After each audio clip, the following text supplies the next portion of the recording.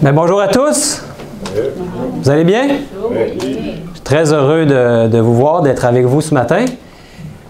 Le titre du message aujourd'hui, « Pourquoi le concept de Trinité détruit-il l'expiation du Fils de Dieu? » Le message aujourd'hui, c'est un message que j'ai tiré de ce livre, « Le fondement de notre foi ».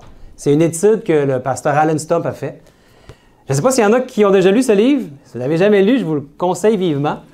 Ça va vraiment en détail sur beaucoup de choses très intéressantes.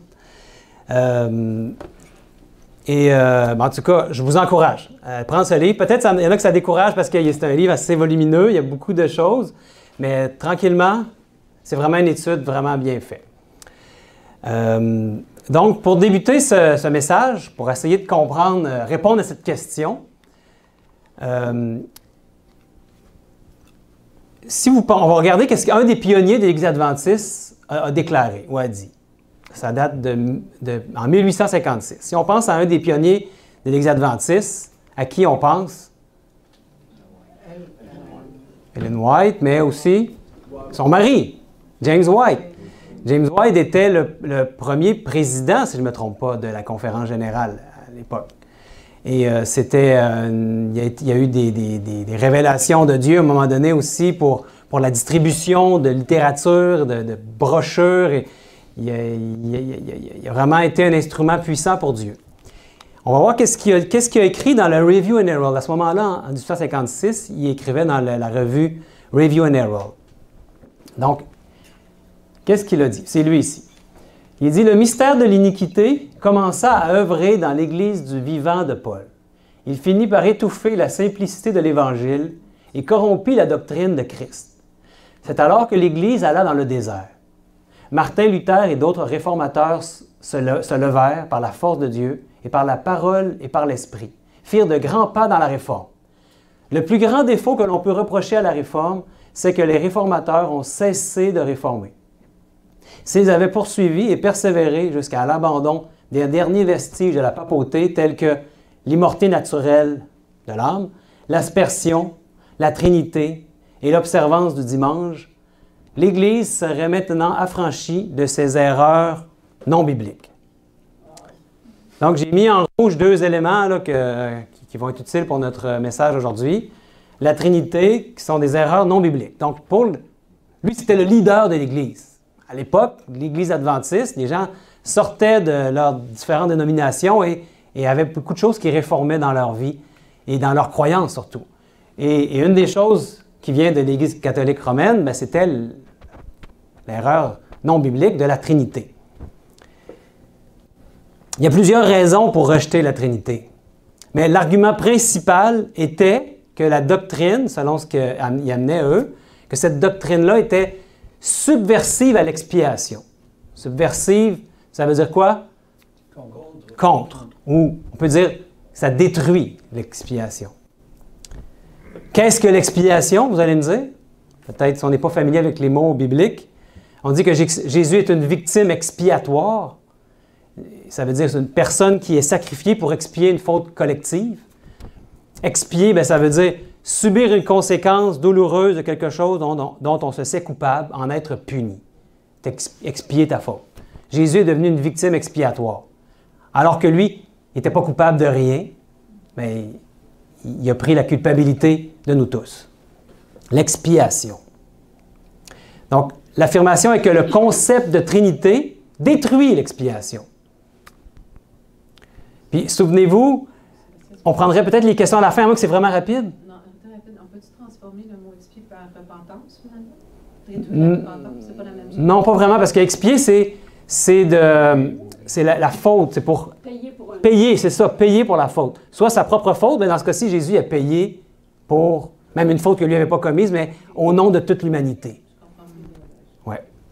Donc, c'est important bien de comprendre les mots parce que ça fait partie de ce qu'on va discuter aujourd'hui.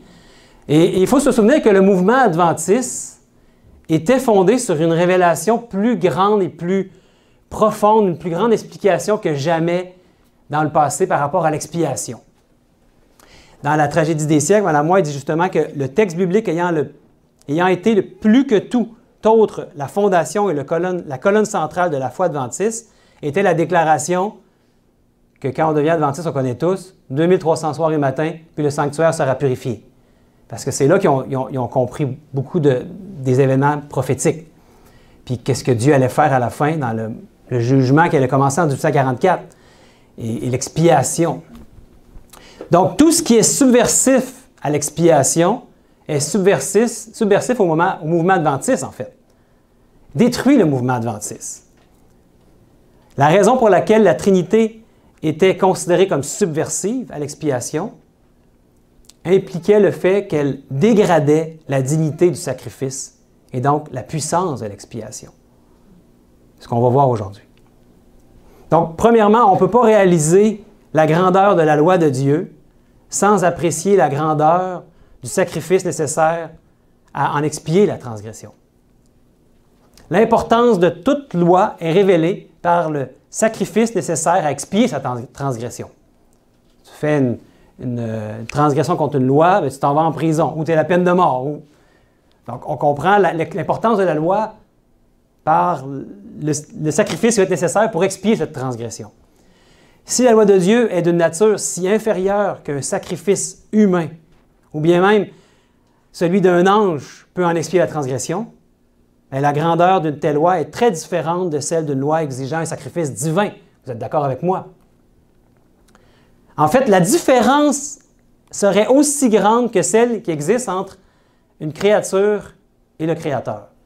Une différence énorme, n'est-ce pas? La loi de Dieu est si grande, si sacrée, si juste, et sa transgression est si odieuse pour Dieu, que seule la vie de son cher Fils, et rien de moins, pouvait être acceptée pour en expier la violation. En réalisant cette vérité, un profond respect pour la loi de Dieu naîtra dans le cœur du croyant. Une compréhension juste de l'expiation se fonde sur le concept que le sacrifice du calvaire était un sacrifice divin au lieu d'un simple sacrifice humain.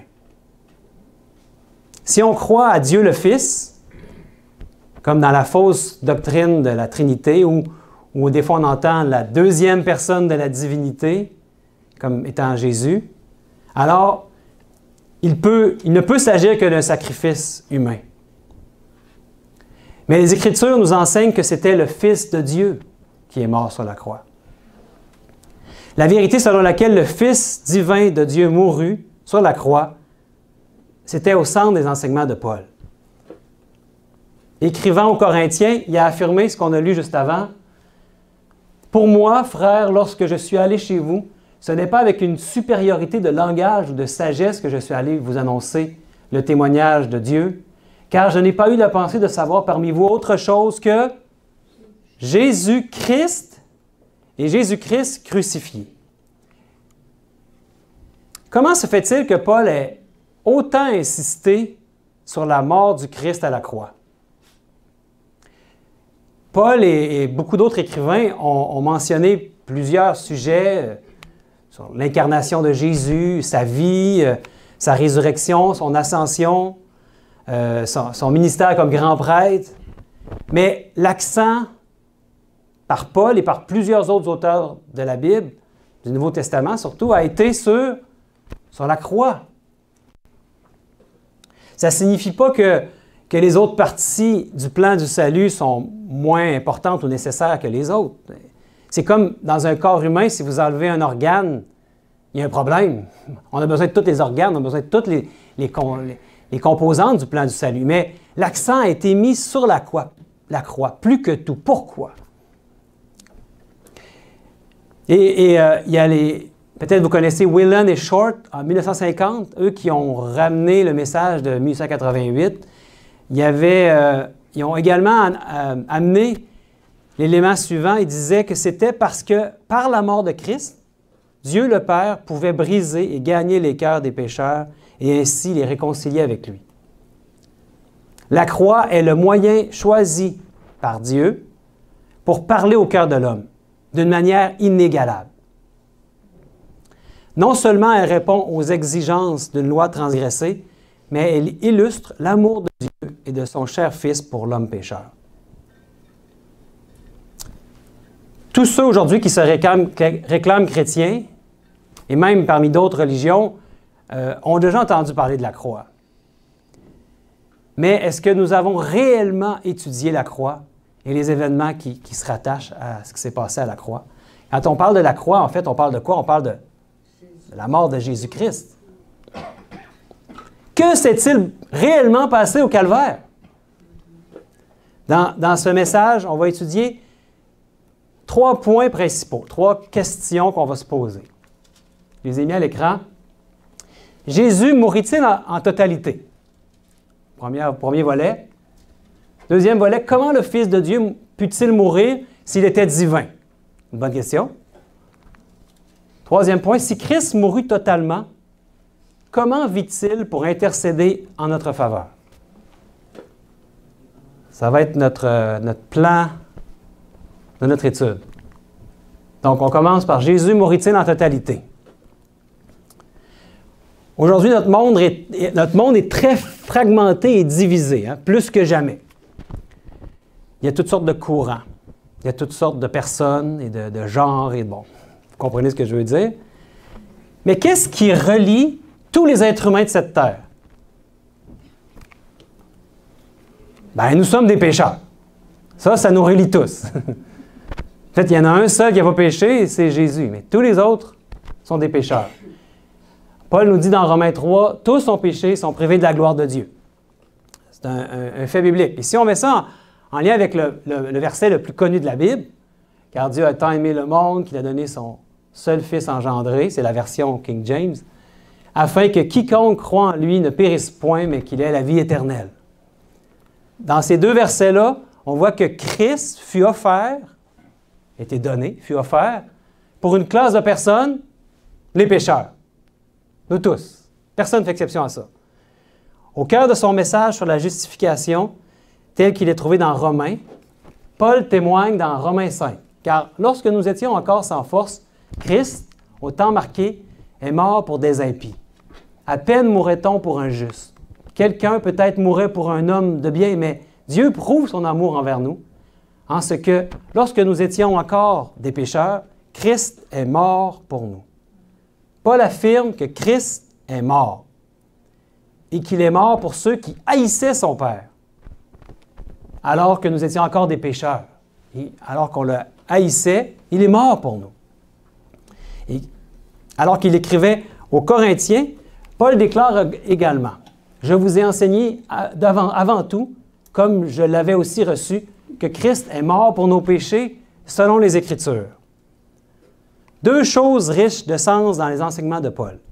Premièrement, Paul affirme clairement avoir enseigné le pur évangile qui lui avait été directement transmis par Jésus lui-même. Il y a 2 textes bibliques qui nous montrent ça, dans 1 Corinthiens 11, 23 puis Galates 1, 12. Vous irez voir ça. Ça lui est venu directement des révélations de Jésus-Christ, ce que Paul nous enseigne. Ça ne vient pas d'un homme. Deuxièmement, ni Paul ni les autres écrivains de la Bible n'utilisaient les mots à la légère. Quand ils utilisent des mots, c'est riche de sens. Ça semble évident ce que je vous dis là, mais vous allez voir où je m'en vais, il faut vraiment bien comprendre que lorsque Paul écrivit que Christ est mort, c'est exactement ce qu'il pensait. En fait, quand on dit Christ, Jésus-Christ, c'est plus qu'un nom. Là, je regarde mon frère derrière parce qu'il a fait un message qui s'appelle « Le nom ». Un long message, hein, mais qui est une bonne étude sur le sujet, qui est une bonne référence, je pense, pour tout le monde qui veut comprendre le nom. Mais le terme Jésus-Christ, c'est un composé du nom terrestre du Fils de Dieu. Jésus, ce qui veut dire « sauveur », et sa position céleste, Christ, qui veut dire « loin », le Messie, n'est-ce pas? Donc, si Paul voulait faire ressortir que seule la nature humaine du Fils de Dieu mourut, il aurait pu écrire « Jésus mourut ». Mais non, il écrivit que Christ, Jésus-Christ, loin, ou le divin Messie mourut. Paul croyait que le Fils de Dieu mourut réellement. Et le témoignage de Jésus-Christ lui-même est également très clair. On voit ça dans Apocalypse 1, verset 18, où Jésus dit « J'étais mort, et voici, je suis vivant au siècle des siècles. Je tiens les clés de la mort et du séjour des morts. Jésus dit qu'il était mort. Est-ce qu'il a menti? Je crois qu'il n'a jamais prononcé quoi que ce soit d'autre que la pure vérité, n'est-ce pas? Non, Jésus dit la vérité lorsqu'il dit qu'il est le Fils de Dieu, c'est ce qu'il affirme de lui-même, et qu'il est mort. Il est le témoin fidèle et véritable. Et quelle était la réaction de l'apôtre Pierre quand Jésus a dit à ses disciples qu'il fallait qu'il allât à Jérusalem pour être mis à mort? Vous vous souvenez? Il voulut nier. Il voulut le nier. Il ne voulait pas que Jésus aille à Jérusalem pour mourir. Et qu'est-ce qu'il a fait, Jésus? Et il l'a repris, il l'a réprimandé sévèrement en disant « Arrière de moi, Satan ». Des paroles dures. La servante du Seigneur nous dit dans The Spirit of Prophecy, lorsque Jésus avait révélé à ses disciples le fait qu'il devait aller à Jérusalem pour souffrir et mourir entre les mains des principaux chefs et prêtres, Pierre avait présomptueusement contredit son maître, disant « À Dieu ne plaise, Seigneur, cela ne t'arrivera pas. » Il ne pouvait pas concevoir la possibilité que le Fils de Dieu soit mis à mort. Satan suggéra à son esprit que si Jésus était le Fils de Dieu, il ne pouvait pas mourir. Très intéressant ici comme commentaire, n'est-ce pas? Dieu veut clairement nous faire comprendre que l'expiation se fonde sur la mort réelle et totale du Fils de Dieu. Satan, lui, veut nous faire croire que si Jésus était le Fils de Dieu, il ne pouvait pas mourir. Le récit le plus imagé, le plus détaillé qu'on a dans la Bible de la mort de Jésus se trouve dans l'Ancien Testament. Quand on fait la Sainte Seine, on le lit normalement. C'est dans Ésaïe 53. Ce chapitre décrit la mort totale de Christ. On va prendre quelques versets pour voir. Ésaïe 53:7 nous dit « Il a été maltraité et opprimé. Il n'a pas ouvert la bouche, semblable à un agneau qu'on mène à la boucherie, à une brebis muette devant ceux qui l'attendent. Il n'a point ouvert la bouche. » Est-ce qu'il y en a parmi vous qui ont déjà fait boucherie? Et quand on dit faire boucherie, hein, tu as un animal, tu vas faire boucherie pour le manger. Peut-être qu'il y en a qui ont déjà fait de boucherie. Des poulets. Moi, des poulets, oui, il y en a qui lèvent la main. Donc, quand on pense à faire boucherie, qu'est-ce qui nous vient en tête? Le sang. Puis finalement, la mort. Ben oui, l'animal est tué, il est mis à mort. Donc, le mot en hébreu pour la boucherie, c'est tebak. Je ne parle pas l'hébreu, mais je suis allé voir la définition. Ça veut dire abattage ou massacre. Bon, c'est la mort. Et dans Ésaïe 53:8, il a été enlevé par l'angoisse et le châtiment. Et parmi ceux de sa génération, qui a cru qu'il était retranché de la terre des vivants et frappé pour les péchés de mon peuple? Donc, l'expression « retranché » est aussi utilisée dans un autre endroit dans la Bible. Peut-être qu'il y en a qui sont au courant des prophéties. Dans Daniel, on décrit la mort du Messie. Je l'ai mis à l'écran ici. Daniel 9, 26. « Après les 62 semaines, un oint sera retranché et il n'aura pas de successeur. » Le verset 8 d'Ésaïe 53 affirme que le Messie sera retranché de la terre des vivants. Si quelqu'un n'est pas vivant, qu'est-ce qu'il est? Il doit être mort. Hein? Et dans Ésaïe 53, 9, il fit son sépulcre parmi les méchants et avec les riches dans sa mort, parce qu'il n'avait point commis de violence et qu'il n'y a point eu de fraude dans sa bouche. D'habitude, quand quelqu'un se retrouve dans le sépulcre, c'est parce qu'il est mort. Bon, peut-être déjà arrivé qu'il y en a qui se font enterrer vivants, mais la plupart du temps, c'est parce que tu es mort. N'est-ce pas? Dans Ésaïe 53, 10, maintenant, « Or, il plut à l'Éternel de le frapper, et il l'a livré à la douleur, lorsque tu feras de son âme une offrande pour le péché. Il verra une prospérité, il prolongera ses jours, et le bon plaisir de l'Éternel prospérera entre ses mains. » Ici, il s'agit d'une des plus fortes explications ou affirmations dans les Écritures au sujet de l'expiation.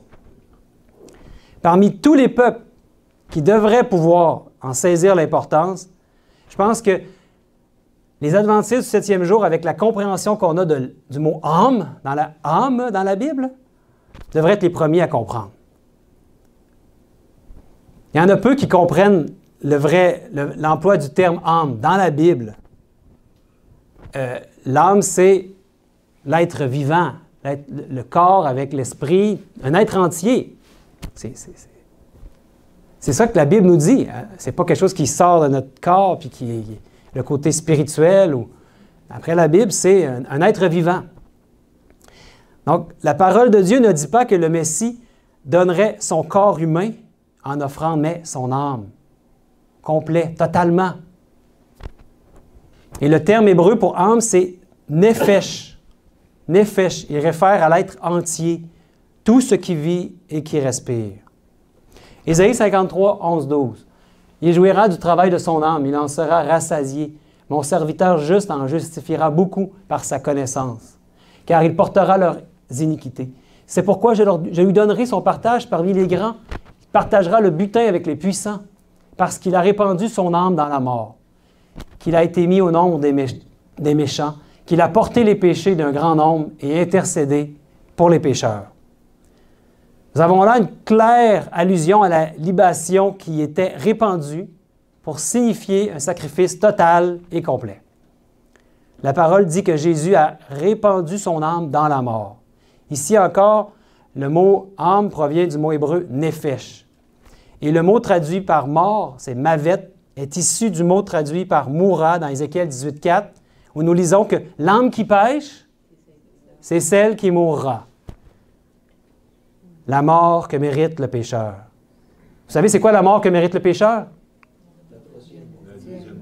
La deuxième mort. Ah oui, la seconde mort, qui est la mort, la séparation d'Éternel avec Dieu, le néant. La mort de laquelle tu ne te réveilles plus jamais. Jésus est mort de la mort que le pécheur mérite, la deuxième mort. On a prêché pendant des années que Satan veut nous faire croire que nous ne mourrons pas vraiment lorsque nous mourrons, que l'âme est immortelle. Bien-aimés, Satan est tout aussi intéressé à vous faire croire que Jésus-Christ, le Fils de Dieu, n'est pas vraiment mort sur la croix. Donc, Jésus mourut-il en totalité? D'après les Écritures, d'après ce qu'on a étudié, d'après les mots hébreux, si on comprend vraiment bien le mot « âme », qu'est-ce qu'il veut dire? Ben oui, il est mort en totalité, le Fils de Dieu. Comment le Fils de Dieu peut-il mourir si c'était divin? On va se poser la question, parce que ça peut nous turlupiner. Il était quand même divin. Comment le Fils de Dieu peut-il mourir si c'était divin? Allons maintenant à cette partie-là. Donc, pour répondre à cela, il faut d'abord comprendre quelques-uns des attributs de Dieu qui le distinguent de ses créatures. 4 principaux attributs divins. Je suis sûr qu'il vous en vient 3 en tête facilement. Sont omnipotence, omniscience, omniprésence, puis un autre? Immortel. Oui, c'est ça. Il est immortel. Donc, omnipotence, c'est le premier attribut de Dieu, omnipotence. Et ça veut simplement dire, l'omnipotence, qu'il est tout-puissant. On dit c'est le tout-puissant. Sa puissance n'est pas limitée. Il parle, la chose arrive. C'est particulièrement remarquable dans sa capacité de créer. En fait, c'est cette capacité qui, d'après Dieu, le sépare de tous les faux dieux. On va remarquer ici le contraste qui est illustré dans les versets suivants. Mais l'Éternel est un Dieu de vérité, il est un Dieu vivant et éternel. La terre tremble devant sa colère et la nation ne supporte pas sa fureur. Vous leur parlerez ainsi. Les dieux qui n'ont point fait les cieux et la terre disparaîtront de la terre et de dessous les cieux. Il a créé la terre par sa puissance. Il a fondé le monde par sa sagesse. Il a étendu les cieux par son intelligence. Et il y a un autre texte ici dans Psaume 96. « Car tous les dieux des peuples sont des idoles, mais l'Éternel a fait les cieux. » C'est comme un contraste ici qu'on peut voir. Hein? Le deuxième attribut de Dieu maintenant, on a parlé de son omnipotence. Deuxième attribut de Dieu, l'omniprésence. Ça veut dire que Dieu peut être n'importe où, partout, à tout moment. Par son esprit, il peut être partout. Dans Psaume, il est dit « Où irai-je, loin de ton esprit? Et où fuirai-je, loin de ta face? Si je monte aux cieux, tu y es. Si je me couche au séjour des morts, t'y voilà. Tu ne peux pas te cacher de l'Éternel. Il est partout. D'ailleurs, c'est merveilleux parce que tu as beau être dans une prison, bien, Dieu est là. Tu peux lui parler, tu peux le prier. Tu n'es pas obligé non plus d'aller voir un autre homme pour te confesser à lui. Tu peux te confesser directement à lui. C'est merveilleux. Donc, le troisième attribut de Dieu, c'est quoi? Il est omniscient. Ça veut dire quoi? Ben, il sait. Comme on dit en québécois, il sait tout. Il sait tout. Oui, il sait tout, vraiment. Il a une connaissance absolue de tout ce qui a lieu dans le passé, comme dans le présent, comme dans le futur. Il est omniscient. Il connaît même le futur. Il dit dans Isaïe 46, « J'annonce dès le commencement ce qui doit arriver et longtemps d'avance ce qui n'est pas encore accompli.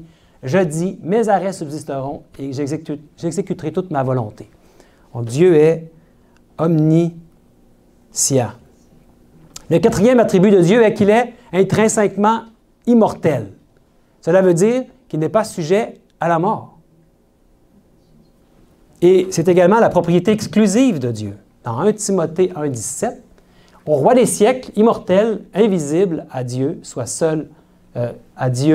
seul sage soit l'honneur et la gloire au siècle des siècles. Amen. » Immortel.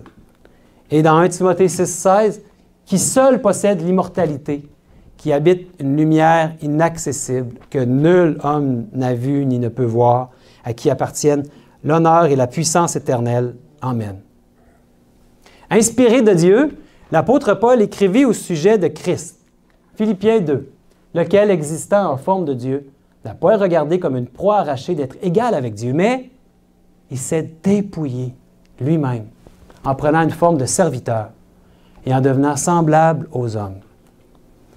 Le texte grec original, je regarde toujours mon ami grec ici quand je parle, le texte grec l'original de la première partie du verset 7 se traduit littéralement par « mais lui-même vida ». Paul dit que celui qui était divin, dans la forme de Dieu, se vida de cette forme divine.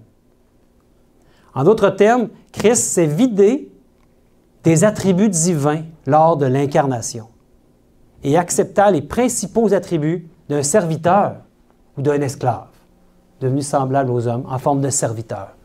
Jésus se dépouilla de son omnipotence. Le témoin fidèle et véritable affirma très clairement, en vérité, ou vraiment, vraiment, je vous le dis, le Fils ne peut rien faire de lui-même. Il ne fait que ce qu'il voit faire au Père, et tout ce que le Père fait, le Fils aussi le fait pareillement. Donc, il n'y avait plus son omnipotence. Je ne puis rien faire de moi-même selon ce que j'entends, je juge, et mon jugement est juste parce que je ne cherche pas ma volonté, mais la volonté du Père qui m'a envoyé. Dans son incarnation, Christ ne retint pas son omnipotence, mais il dépendait totalement de son Père. Vous avez juste à lire les évangiles, vous allez voir que toujours il se confiait à son Père. Donc, il a mis son omnipotence de côté. Oui, OK. Ça veut dire que, dans le fond, si c'est vidé de sa divinité, ben c'est normal qu'il n'était pas immortel. Fait que c'est normal que la première question qui est mort.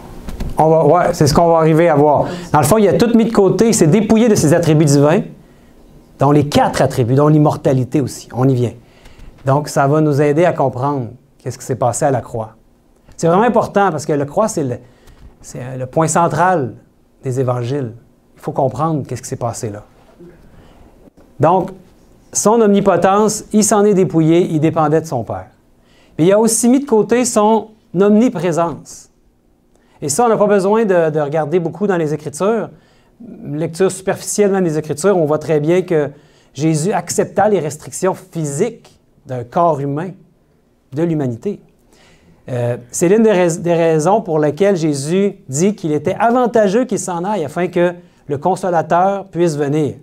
Et on sait que le Consolateur, c'est la promesse de son Esprit, que quand il a été intronisé au ciel, il a été glorifié, il a fait cadeau à la race humaine de son Esprit.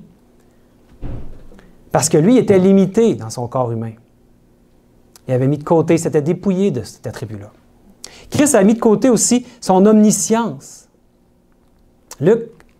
Dans Luc 2,52 nous affirme « Jésus croissait en sagesse, en stature et en grâce devant Dieu et devant les hommes. Une personne ne peut pas croître en sagesse si elle la possède déjà entièrement, n'est-ce pas? Donc, c'est clair qu'il n'y avait pas toute la sagesse comme avant, quand il était le Fils de Dieu au ciel, avant qu'il s'incarne. En fait, Jésus dit clairement à ses disciples qu'il ne savait pas le moment exact de sa seconde venue. On voit ça dans Marc 13, 32. Pour ce qui est du jour et de l'heure, personne ne le sait, ni les anges dans le ciel, ni le Fils, mais le Père seul. Finalement, Christ déposa aussi son immortalité à l'incarnation. Quand il est né comme être humain, il est devenu un mortel comme nous. Il est devenu semblable à nous. Les Écritures enseignent que l'âme de Christ mourut, qu'il donna son souffle de vie au calvaire. Ésaïe 53, 12. C'est pourquoi je lui donnerai son partage parmi les grands. Il partagera le butin avec les puissants parce qu'il a répandu son âme dans la mort. On l'a lu tantôt. Et Matthieu 27, 50, Jésus poussa de nouveau un grand cri et rendit l'esprit. Lorsque nous mettons ces 4 attributs ensemble, nous voyons que Christ renonça à ses attributs divins lors de l'incarnation, tout en gardant sa relation divine avec son Père. En d'autres termes, il était divin par qui il était et non par les forces et la puissance qu'il avait en lui-même. Il était encore toujours le Fils divin de Dieu. Les Écritures confirment ce que la servante du Seigneur a écrit il y a plus de 125 ans. Elle a dit, au moment où l'on avait le plus besoin de lui, Jésus, le Fils de Dieu, le Rédempteur du monde, déposa sa divinité et vint sur la terre dans un vêtement d'humanité. Il faut comprendre que Christ vient du Père, n'est-ce pas? Et il est sorti du Père. Et ce que Mme White nous dit dans Signs of the Time, pas un fils par création, comme l'étaient les anges, ni un fils par adoption, comme l'est le pécheur, comme nous le sommes, le pécheur pardonné. Mais un fils comment? Engendré, nous dit Mme White, selon l'empreinte de la personne du Père. Elle ne contredit pas les Écritures ici. C'est ce qu'on voit dans les Écritures. Christ reçut par nature tous les attributs de Dieu. Par nature. Pourquoi? Parce que la nature qu'un fils a est la même que son père. C'est logique, c'est facile à comprendre. Donc la nature du fils était la même que son père, était donc une nature divine. Les attributs de Dieu sont aussi ceux de son fils. Étant donné que Jésus était l'engendré de Dieu, il reçut de Dieu tous les attributs et l'immortalité inhérente incluse. Cette immortalité, tout comme son omnipotence, son omniprésence et son omniscience, mais Christ a dû les mettre de côté à l'incarnation pour devenir l'un des nôtres, un humain. Et pourquoi est-ce qu'il a pu le faire? Pourquoi est-ce qu'il a pu les mettre de côté? Est-ce que Dieu le Père aurait pu, lui, venir et les mettre de côté? C'était pas possible. On ne serait plus là personne. L'univers se serait écroulé. Donc, la raison pourquoi il a pu les mettre de côté, c'est parce que ces attributs-là, il les avait reçus de son Père. Comprenez-vous? Par héritage. C'est quoi la source? C'est ça, son héritage, c'est parce qu'il est son fils. C'est-à-dire, mon fils a hérité de ce que je suis. Il est devenu un être humain, la même nature que moi. C'est pour ça que Jésus a pu se dépouiller de ces attributs-là, parce qu'il les avait reçus. Une simple créature, un être créé à partir de rien, comme les anges, mettons, n'aurait pas été à la hauteur pour être le sacrifice pour les péchés du monde. Il y en a qui réduisent Jésus à un simple ange, qui en font une créature. Non. Il n'aurait pas été à la hauteur pour l'expiation, pour le sacrifice pour les péchés du monde. Si Christ avait été co-égal et co-éternel avec Dieu en toutes choses, comme la doctrine de la Trinité nous amène, il n'aurait pas pu déposer ses attributs. Comprenez-vous? Ça aurait été impossible de déposer ses attributs. La divinité, comme les trinitaires le pensent, ne pouvait pas mourir sur la croix. Sinon, si on pense que Dieu lui-même s'est donné à la croix, la mort qui serait morte, ça aurait été une mort humaine seulement. Parce que si la divinité serait morte, si Dieu serait mort sur la croix, l'univers se serait écroulé. Donc, c'est un problème majeur avec ce faux concept de Trinité. Mais Christ put le faire parce qu'il avait reçu ces attributs-là de Dieu, son Père.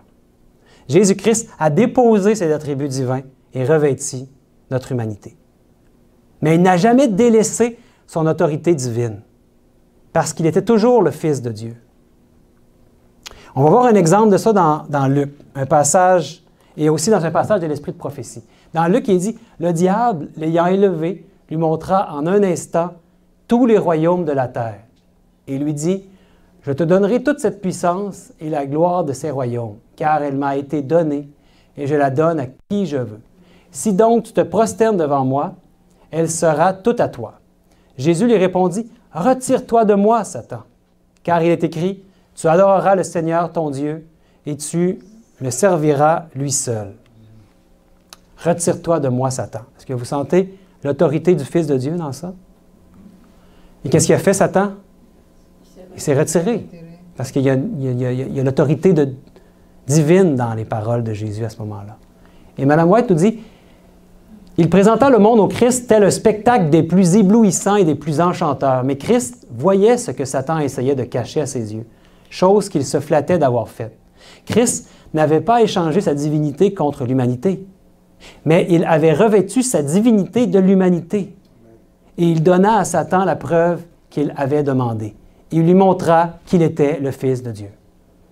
La divinité éclata à travers l'humanité et le méchant ne put pas résister à l'autorité de la voix divine lorsque Jésus dit « Retire-toi de moi, Satan, car il est écrit « Tu adoreras le Seigneur ton Dieu et tu le serviras lui seul. » Ce n'était pas son omnipotence ou son omniprésence ou son omniscience ou son immortalité qui furent irrésistibles pour Satan ici, n'est-ce pas? Non. Qu'est-ce que c'était? Son autorité en tant que qui il était, Fils du Dieu vivant. Amen. C'est formidable. Alors que Christ déposa ses attributs divins, physiques, les attributs mentaux à l'incarnation, bien, il était toujours le Fils divin de Dieu, investi d'autorité de par qui il était. Il était toujours le Fils du Dieu vivant. On comprend maintenant que c'était bien le Fils, le divin Fils de Dieu qui est mort sur la croix, et non pas un simple humain. Comment le Fils de Dieu peut-il mourir s'il était divin? On peut comprendre mieux maintenant, je pense. On va aller voir maintenant le troisième point. Si Christ mourut totalement, comment vit-il pour intercéder en notre faveur? Si Christ est vraiment mort, comment peut-il vivre aujourd'hui? La réponse est évidente, vous allez me dire, mais c'est important. La réponse est que celui qui donna vie à son Fils avant le début de l'éternité, bien, il a ressuscité des morts. C'est formidable. Quelle espérance on aurait s'il n'y avait pas la résurrection de Jésus-Christ, qui est la prémisse de toutes les autres qui vont ressusciter. Le Nouveau Testament dit à près de 30 reprises que Dieu a ressuscité Christ d'entre les morts. Si on croit en un concept de Trinité, comment est-ce que Dieu, si c'est lui-même qui vient sur la terre, comment il aurait pu se ressusciter des morts? Pensez-y. Le Père pouvait ressusciter son Fils des morts. Sinon, il ne serait pas vraiment mort, exactement. Donc, on ne croit pas en un sacrifice divin, mais un sacrifice humain sur la croix. Ça change toute la compréhension de l'Évangile si on change la nature du sacrifice. Le témoignage des Écritures est clair. Si on regarde ici deux textes dans Acte 3 et Acte 4, « Vous avez fait mourir le prince de la vie que Dieu a ressuscité des morts. Nous en sommes témoins. Et sachez-le, que tout le peuple d'Israël sache, c'est par le nom de Jésus-Christ de Nazareth que vous avez crucifié et que Dieu a ressuscité des morts. C'est pour lui que cet homme se présente en pleine santé devant vous. Dieu l'a ressuscité des morts, mes frères et sœurs. » Et dans 1 Thessaloniciens 1,10, il est dit « Pour attendre des cieux son Fils, qu'il, Dieu, a ressuscité des morts, Jésus qui nous délivre de la colère à venir. » Et 1 Pierre 1,21, « qui par lui croyait en Dieu, lequel l'a, Jésus, ressuscité des morts. Il lui a donné la gloire en sorte que votre foi et votre espérance reposent sur Dieu. La parole de Dieu est très claire. Notre espérance s'évanouirait sans la résurrection de Christ. S'adressant aux Colossiens, Paul écrivit « Or, si l'on prêche que Christ est ressuscité des morts, comment quelques-uns parmi vous disent-ils qu'il n'y a point de résurrection des morts? S'il n'y a point de résurrection des morts, Christ non plus n'est pas ressuscité. Et si Christ n'est pas ressuscité, notre prédication est donc vaine, et votre foi aussi est vaine. Il se trouve même que nous sommes de faux témoins à l'égard de Dieu, puisque nous avons témoigné contre Dieu qu'il a ressuscité Christ, tandis qu'il n'aurait pas ressuscité si les morts ne ressuscitent point. Car si les morts ne ressuscitent point, Christ non plus n'est pas ressuscité. Et si Christ n'est pas ressuscité, votre foi est vaine. Vous êtes encore dans vos péchés. Dans chacune des citations qu'on a vues dans le Nouveau Testament et qui parlent de la résurrection, on constate la chose suivante. Quand on examine la construction des phrases dans le texte grec, premièrement, lorsqu'il est question du Père comme celui qui a ressuscité Christ, la syntaxe grecque est toujours à la voix active, qui représente le sujet comme l'acteur ou celui qui accomplit l'action. Deuxièmement, dans chacun des cas où le Christ est décrit comme recevant la vie, c'est toujours dans la voie passive qui représente le sujet comme bénéficiaire de l'action. C'est intéressant. Paul mentionne également Christ comme étant ressuscité par le Père. Dans Romains 4, 24, 25, c'est encore à cause de nous à qui cela sera imputé. À nous qui croyons en celui qui a ressuscité des morts, Jésus notre Seigneur, lequel a été livré pour nos offenses et ressuscité de nouveau pour notre justification. Dans la King James, c'est ça qu'on voit de nouveau. Je vais vous revenir avec ça tantôt. Donc, en révisant les faits scripturaires de cette étude, nous pouvons rappeler les points suivants. 3 choses qu'on a vues jusqu'à maintenant. Christ se dépouilla de son immortalité pour mourir. Deuxièmement, il mourut totalement, son âme, néphesh, fut répandue. Troisièmement, pour pouvoir ressusciter des morts, il devait mourir. La vraie mort totale, la mort du Fils de Dieu. La doctrine de la Trinité affirme que Dieu et Christ sont coégaux et coéternels en toutes choses. Que Christ existait et existe de lui-même sans dépendre de Dieu pour sa vie. Elle enseigne que Christ avait 3 natures, l'esprit divin, le corps humain et l'âme humaine. Donc, dans un concept trinitaire d'un seul Dieu qui est 3 personnes, la seule nature qui pouvait mourir était le corps humain. Alors que nous ne sommes pas instruits quant à la manière dont Dieu donna la vie à Jésus à la résurrection, nous savons que c'était la 2e fois que Dieu donnait la vie à son Fils. D'où les mots qu'on a vus tantôt dans la King James, à nouveau, qui serait une bonne façon de traduire le texte. On l'a vu dans Romains 4 tantôt. En anglais, c'est « and was raised again for our justification ». Donc, l'histoire de la première naissance de Jésus, c'est comme s'il y avait eu une nouvelle naissance quand il a ressuscité, n'est-ce pas? Mais la première naissance de Jésus, quand il a été engendré ou enfanté de son Père, il est sorti de lui. On peut le voir dans Proverbe 8. On amène souvent ce texte-là, les versets 22 et 25. Ici, vous voulez savoir de qui on parle dans ce texte-là, allez voir dans Patriarches et Prophètes, à la page 10, où Ellen White affirme que ce passage se réfère à Christ. Il est dit « L'Éternel fit de moi le commencement de ses voies pour ses œuvres.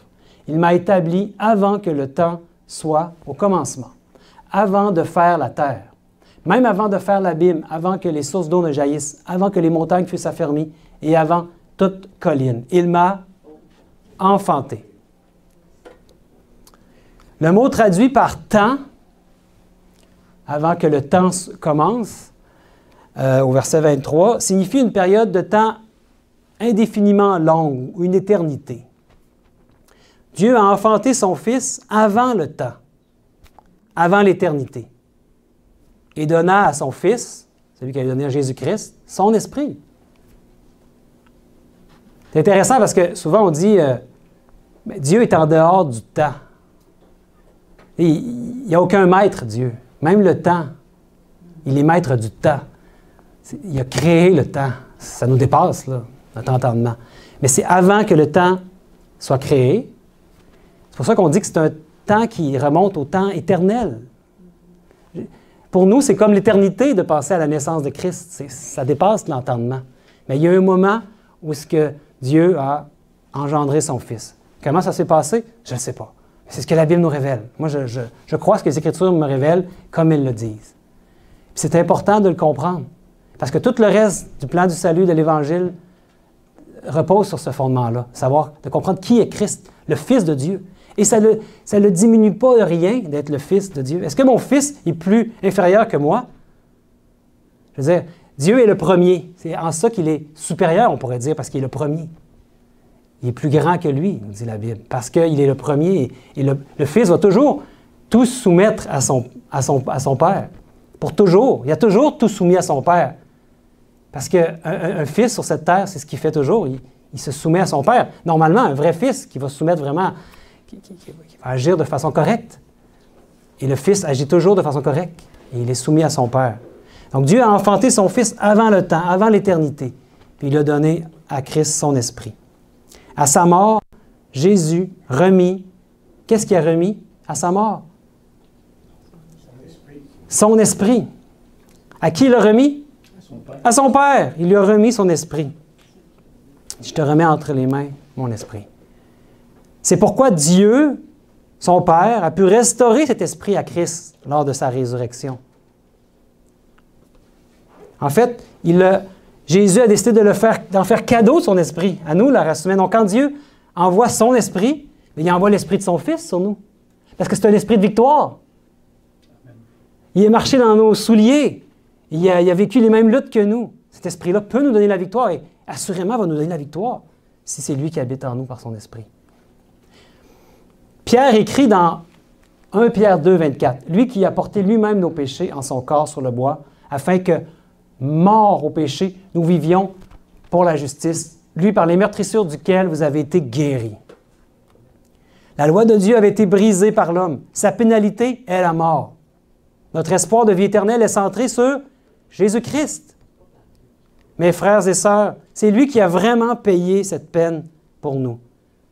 Jésus a dit dans Jean 5, « En vérité, je vous le dis, celui qui écoute ma parole et qui croit à celui qui m'a envoyé a la vie éternelle et ne vient point en jugement, mais il est passé de la mort à la vie. En vérité, je vous le dis, l'heure vient, et elle est déjà venue, où les morts entendront la voix du Fils de Dieu, et ceux qui l'auront entendu vivront.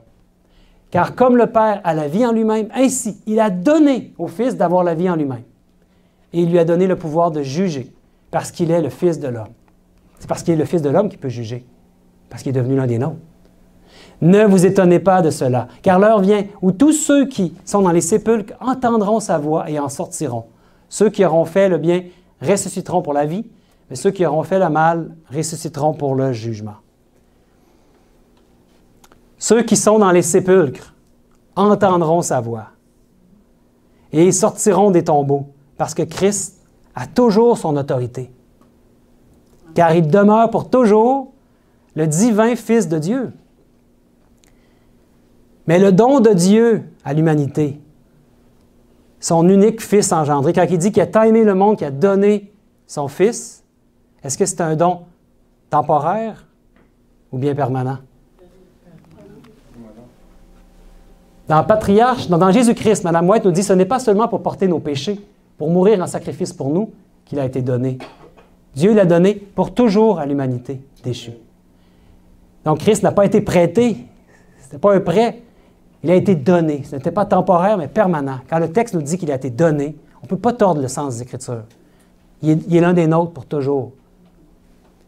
Pour assurer son conseil de paix immuable, Dieu a donné son Fils unique comme partie intégrante de la famille humaine, pour toujours participant à notre nature.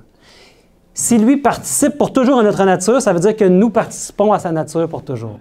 Nous sommes participants de la nature divine, en lui, parce qu'il est le second Adam. Sur le trône avec Dieu, il y a un être humain qui est le Fils de Dieu, divin Fils de Dieu, ayant la même autorité que le divin Fils de Dieu.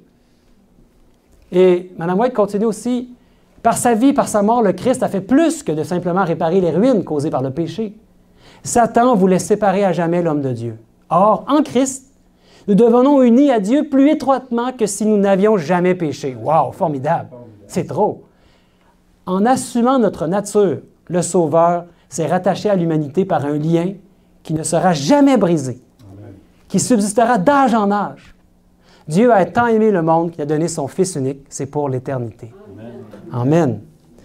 La mort de Christ prouve l'amour de Dieu. Dans 1 Jean 4, 19, nous l'aimons parce qu'il nous a aimés le premier. Cet amour est ce qui motive le chrétien, car l'amour de Christ nous presse, parce que nous estimons que si un seul est mort pour tous, tous donc sont morts. Voilà la motivation, l'amour, l'agapé de Dieu, révélé en Jésus-Christ.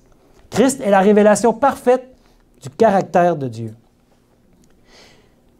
Une petite citation que je n'ai pas mis à l'écran, mais qui vient du livre « La double croix » de Fred Halabach. Je ne sais pas s'il y en a qui connaissent cet auteur, mais il a écrit quelque chose de vraiment intéressant. Il dit « Lorsque Paul contempla Jésus élevé sur la croix, il ne vit pas seulement Jésus, mais le Père lui-même crucifié avec son Fils. Non pas que le Père mourut physiquement, mais plutôt que son message à la croix était une révélation des principes éternels et altruistes de son caractère. À travers Christ, Dieu a déclaré qu'il servirait les créatures qu'il a formées, quels que soient les inconvénients, la peine et les souffrances qu'il devait prendre à son compte, même jusqu'à donner son propre Fils. Il est décidé à servir l'homme et à le sauver, quel que soit le prix à payer. En se référant aux accusations que Satan avait déposées contre Dieu, Ellen White écrit « Satan avait accusé Dieu d'exiger de l'abnégation de la part des anges, alors qu'il ne savait pas lui-même ce que cela signifiait et qu'il se refusait au moindre sacrifice pour d'autres. Telle fut l'accusation portée par Satan contre le Dieu du ciel. Après avoir été expulsé du ciel, le malin a continué d'accuser le Seigneur, d'exiger de ses créatures ce qu'il ne voulait pas faire lui-même. Le Christ est venu dans le monde pour réfuter ces fausses accusations et révéler le Père. » En conclusion, non seulement la croix a répondu aux questions concernant le caractère de Dieu, mais la mort de Christ a aussi révélé la vraie nature de Satan et du péché. Le calvaire révéla le caractère de la rébellion de Satan. Il montra que Satan était prêt à tout faire pour faire souffrir Dieu. Il n'y a pas de limite à l'effort que Satan est prêt à déployer ou à fournir pour que les choses se passent selon sa propre volonté. Satan a démontré les principes qui le motivent. Les autres doivent le servir, quel qu'en soit le prix pour eux. Contrairement à Dieu, qui est prêt, lui, à nous servir à ses propres frais. Avez-vous imaginé le prix de notre rachat? C'est le prix de son Fils. Mais pas n'importe quel Fils, là. Le Fils unique engendré de Dieu. Si ça ne fait pas fondre notre cœur, il n'y a rien qui va le faire fondre. Satan veut notre service, lui, à nos propres frais. Mais Dieu, lui, se donne. L'agapé se donne. Amen. Et Jésus a dit dans Matthieu 16, 24, « Si quelqu'un veut venir après moi, qu'il renonce à lui-même, qu'il se charge de sa croix, qu'il me suive. » Ce que Christ veut nous dire, c'est qu'alors que notre amour pour lui grandit, nous acceptons les principes de la croix. Mais il y a quelque chose qui grandit en nous aussi. Une disposition à servir les autres, à nos propres frais. C'est ça le principe de l'Évangile, le principe de l'amour agapé, de l'amour de Dieu. Le cœur inconverti suit le principe de Satan, mais le cœur converti suit le principe de Jésus-Christ. Mes amis, nous avons vu que la fausse doctrine de la Trinité détruit l'expiation du Fils de Dieu et en fait un simple sacrifice humain. Seule la vraie mort de Christ, telle qu'elle fut démontrée au calvaire, peut motiver le cœur d'un homme pour que le changement puisse avoir lieu en lui, la nouvelle créature. Fait que Dieu touche nos cœurs par son agapé, par son amour. C'est ma prière. Amen. Amen.